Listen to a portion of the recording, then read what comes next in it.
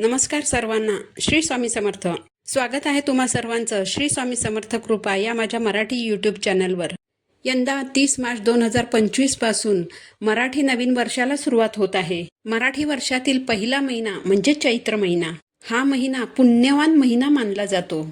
पहिली नवरात्र याच महिन्यात सुरू होते. चैत्र शुक्ल प्रतिपदेपासून चैत्र नवरात्रीला सुरुवात होईल. चैत्र शुक्ल प्रतिपदा ते चैत्र शुक्ल नवमी पर्यंत म्हणजेच रामनवमीपर्यंत आपण चैत्र नवरात्र साजरी करत असतो. बघा, वर्षभरामध्ये 4 नवरात्री येतात. या 4 नवरात्रीतील 2 गुप्त नवरात्री असतात आणि ज्या 2 आहेत त्यातील पहिली म्हणजे चैत्र नवरात्री आणि दुसरी शारदीय नवरात्री. चैत्र नवरात्री आणि शारदीय नवरात्री या 2 नवरात्रींना प्रत्यक्ष नवरात्री मानले जाते.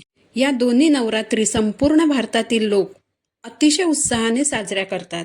आता शारदीय नवरात्री आणि चैत्र नवरात्रीमध्ये काय फरक आहे तर बघा, शारदीय नवरात्र ही आपल्या संसारिक अडचणी दूर करण्यासाठी, आपल्या संसारिक इच्छा पूर्ण करण्यासाठी साजरी केली जाते.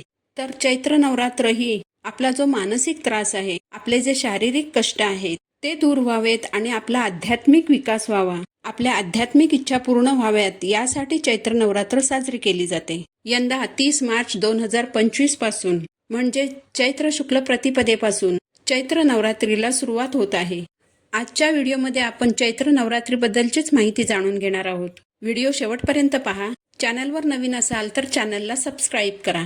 सगळ्यात पहिलं म्हणजे आपल्याला चैत्र नवरात्री कधीपासून कधीपर्यंत साजरी करायची आहे तर रविवार दिनांक 30 मार्च 2025 चैत्र शुक्ल प्रतिपदा म्हणजेच गुढीपाडव्यापासून ते 6 एप्रिल 2025 चैत्र शुक्ल नवमी म्हणजेच रामनवमी पर्यंत आपल्याला रामनवरात्री आणि चैत्र नवरात्री साजरी करायची आहे.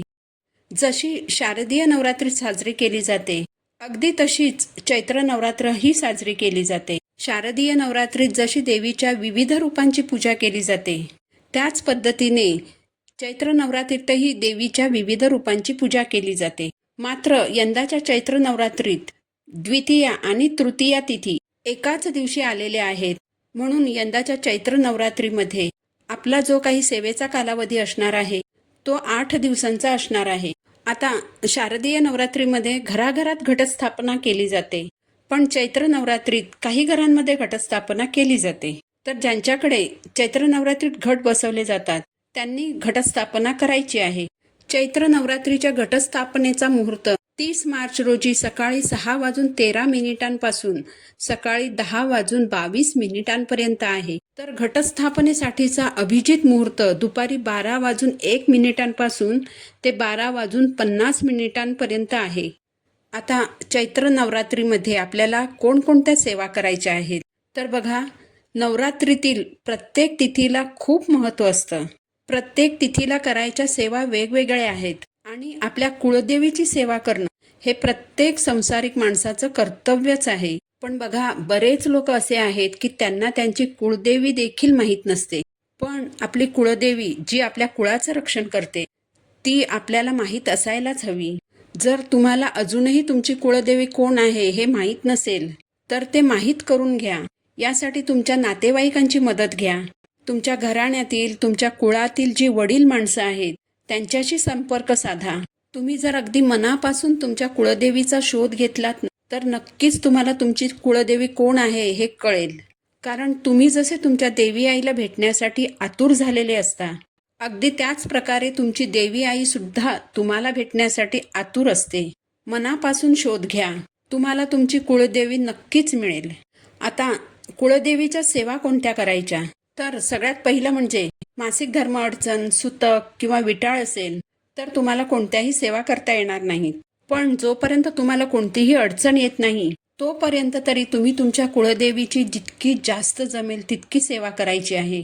सगळ्यात पहिलं म्हणजे तुमच्याकडे घटस्थापना होत असेल किंवा नसेल तरी या चैत्र नवरात्रीमध्ये आपल्याला देवासमोर अखंड दिवा लावायचा आहे. आई भगवतीची सर्वात उच्च कोटीची सेवा म्हणजे श्री दुर्गा सप्तशती ग्रंथाचं पारायण करणं. यंदा चैत्र नवरात्रीचा कालावधी 8 दिवसांचा असणार आहे. तर या 8 दिवसांमध्ये आपल्या घरामध्ये श्री दुर्गा सप्तशती ग्रंथाची 8 पारायणं तरी व्हायलाच हवीत. 8 पारायणं करणं शक्य नसेल तर किमान 3 पारायणं तरी व्हायलाच हवीत. आपल्या कुळदेवीची ही एक खूप सुंदर अशी सेवा आहे. नाही काही जमलं तुम्हाला तर या चैत्र नवरात्रीमध्ये या ग्रंथाचं एक पारायण तरी तुमच्या घरात नक्की करा. जेव्हा आपण दुर्गा सप्तशती ग्रंथाचं पारायण करतो तेव्हा एक पारायण आपल्याला एका बैठकीत पूर्ण करायचं असतं. जेव्हा कोणतीही सेवा आपण संकल्पयुक्त करतो तेव्हा ती सेवा आपण एका बैठकीत पूर्ण करतो.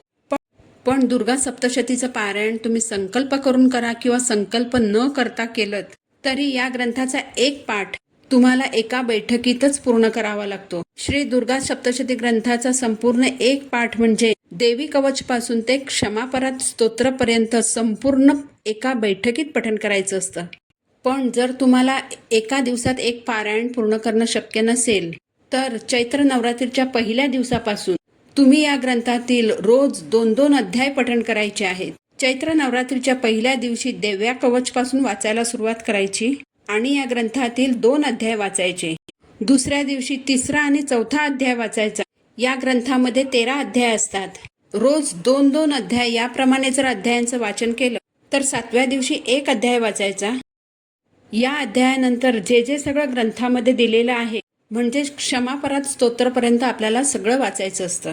या चैत्र नवरात्रीत जर तुम्हाला शक्य झालं तर 8 दिवसात या ग्रंथाची 8 पारायणं पूर्ण करण्याचा प्रयत्न करा. पण जर नाहीच शक्य झालं तर 1 किंवा 3 पारायणं तरी कराच. चैत्र शुक्ल प्रतिपदेपासून केंद्रातही या ग्रंथाचे पाठ केले जातात. जर तुमच्या जवळपास केंद्र असेल तर या नवरात्रीत होणाऱ्या सामूहिक सेवेत आवर्जून भाग घ्या. खूप सुंदर अशी ही सेवा आहे.